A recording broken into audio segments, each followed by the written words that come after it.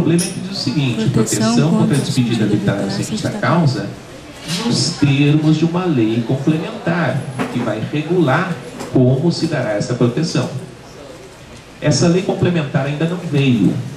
A própria Constituição, prevendo que isso poderia demorar, tem no ato das disposições constitucionais transitórias, no seu artigo 10, um dispositivo que diz: enquanto não vier essa regulação de proteção contra a despedida arbitrária sem justa causa, a proteção consiste em uma indenização, 40% do valor depositado a título de FGTS na conta do trabalhador. Então, daquele montante que foi depositado mês a mês a título de FGTS na conta do trabalhador, o empregador paga mais 40%. É uma indenização por despedir. E é essa proteção que a gente tem. Além disso, claro, nós temos dentro do próprio sistema de previdência social um benefício por conta do desemprego involuntário, o seguro-desemprego. Embora nós não venhamos a postular um seguro-desemprego numa agência da Previdência Social, mas na Caixa Econômica Federal ou junto ao Ministério do Trabalho, ele é um benefício previdenciário, está lá no artigo 201 da Constituição Brasileira. E temos finalmente, então, a multa de 40%, o adicional de 40% do fundo, o seguro-desemprego e a necessidade de aviso prévio para despedir sem justa causa. Eu tenho que avisar com uma certa antecedência o trabalhador quando eu pretendo despedi-lo sem justa causa. Se eu não o aviso com uma certa antecedência, eu pago o valor desse prazo, no nosso caso, pelo menos de 30 dias. Então, vejam, nós deveríamos ter uma rede de proteção do emprego que evitasse, ou pelo menos condicionasse, o despedimento sem justa causa, ou a despedida arbitrária. Quando a gente fala em despedida arbitrária, a gente fala numa despedida que não é por um motivo técnico, não é por um motivo econômico ou financeiro, não é por um motivo disciplinar. Nós estamos falando numa denúncia vazia do contrato. O empregador diz simplesmente para o empregado: não quero mais o contrato de trabalho. Pronto, sem motivo. Nós deveríamos ter uma proteção suplementar para isso. No Brasil nós não temos atualmente. Essa proteção, então, ela se consubstancia em uma indenização, um adicional de 40% sobre o fundo de garantia, no aviso prévio para a terminação do contrato e no seguro-desemprego, quando o desemprego é involuntário, quando o trabalhador é despedido. Bom, nós tínhamos no Brasil, até pouco tempo, uma sistemática um pouco diferente nesta proteção. Nós tínhamos no Brasil a figura da estabilidade. O que vinha a ser a estabilidade que nós tínhamos no Brasil? A estabilidade vinha a ser o seguinte: aquele trabalhador que completasse mais de 10 anos na empresa não poderia ser dispensado sem justa causa. Ele poderia ser despedido, mas por um motivo disciplinar, ele cometeu uma falta, por um motivo técnico, alguma alteração na estrutura da empresa, por um motivo financeiro ou econômico, mas não poderia ser despedido sem motivo. Então nós tínhamos o que nós chamávamos de estabilidade decenal. O trabalhador que completasse 10 anos na empresa não poderia mais ser despedido. Poderia, mas não sem justa causa. Em 1966, uma das primeiras leis trabalhistas do governo militar foi a criação do chamado Fundo de Garantia por Tempo de Serviço, o FGTS. Qual o objetivo do FGTS? Substituir, paulatinamente, pouco a pouco, o sistema da estabilidade decenal. Então, até 1966-67, nós tínhamos apenas o sistema da estabilidade decenal. Se o empregado atingisse 10 anos no serviço, não poderia mais ser despedido. Se fosse despedido antes de atingir os 10 anos, recebia uma indenização.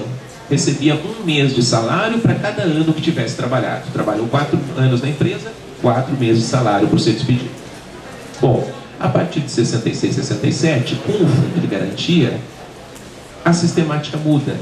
Qual é a sistemática agora? A partir de 66, 67, aquele empregado, ao ser admitido, poderia optar por ficar no sistema da estabilidade decenal ou pertencer ao fundo de garantia.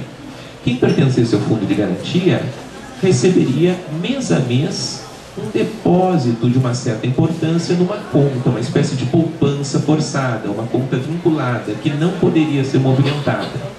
Poderia ser movimentada apenas no momento da dispensa, de forma que essa indenização que o empregador pagava ao trabalhador, ela passa a ser diferida, ela passa a ser paga mês a mês, fica reservada numa conta e quando acontece a dispensa, o empregado então saca esse valor. Esse é o FGTS. Na época, se penalizava o empregador que dispensasse sem justa causa com mais 10% sobre o que fosse depositado no FGTS.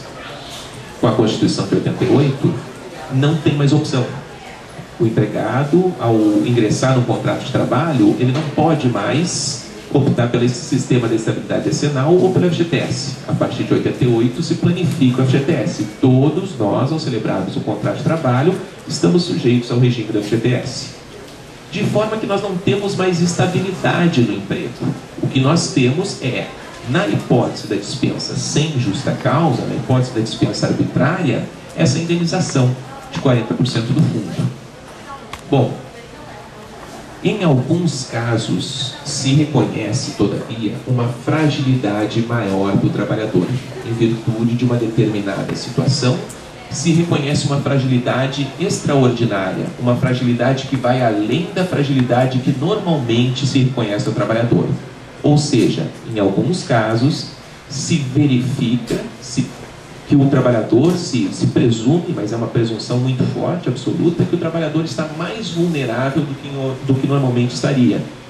E nesses casos, então, nós temos a criação de estabilidades provisórias. Nós não temos mais aquela estabilidade definitiva que nós tínhamos antigamente, segundo a qual, se eu completasse 10 anos de serviço, eu não poderia mais ser despedido de forma arbitrária sem justa causa. Mas a partir da Constituição de 88, em especial, e no caso do acidente de trabalho, nós vamos trabalhar com a legislação previdenciária, com a Lei 8.213 de 91, a partir desses marcos, nós podemos dizer o seguinte: determinados trabalhadores em situação de maior vulnerabilidade têm direito a uma certa estabilidade que os outros não têm.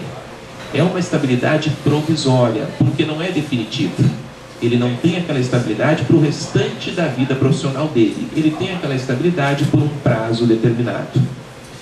Nós estamos falando de duas figuras, vamos falar de duas figuras, onde o marco para dar essa estabilidade é a vulnerabilidade do trabalhador. Nós temos outras figuras de estabilidade provisória no direito do trabalho brasileiro. Nós temos o representante sindical de trabalhadores em algumas condições. Nós temos aquele trabalhador que representa outros trabalhadores na Comissão Interna de Prevenção de Acidentes. Mas no caso dessas duas figuras que nós vamos trabalhar, o motivo, o fato gerador da estabilidade é a posição de supervulnerabilidade. É uma posição de vulnerabilidade excepcional que se reconhece e por isso se protege. Quem são esses trabalhadores, então, de que vamos falar agora, que tem essa estabilidade excepcional e temporária? Nós vamos falar na empregada gestante e vamos falar no empregado que sofre acidente no trabalho ou que porta uma doença relacionada decorrente das condições de trabalho.